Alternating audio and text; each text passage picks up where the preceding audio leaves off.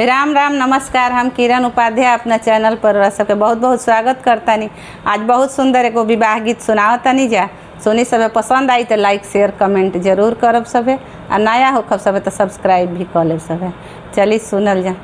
साजी बरियतिया चले ले राजा दशरथ, ओही रे जनक जी के द्वार जी, ओही रे जनक जी के द्वार जी। आरे जब श्री रामचंद्र दुआरा पर आइले, जाजी मनौआ डासावे, जाजी मनौआ डासावे।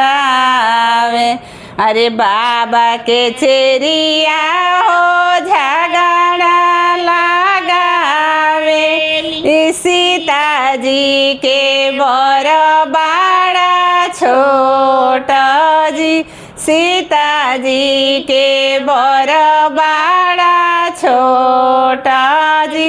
आरे काला सा के ओते ओते बाबा अरज करे, सीता से अरज हमार, सीता से अरज हमार।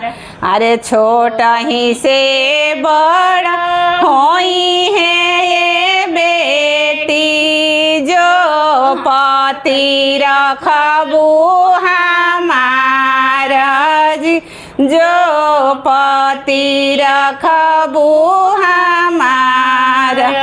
अरे जतिया के उती मकुलावा के नायक, इहे बर हवे श्री राम, इहे बर हवे श्री राम। जब श्री रामचंद्र माड़वा में आइले, ब्राह्मण वेद उचारे जी, ब्राह्मण वेद उचारे। आरे भइले बियाह परेला सिर सिंदूर, सीता बियाहिले जासु, सीता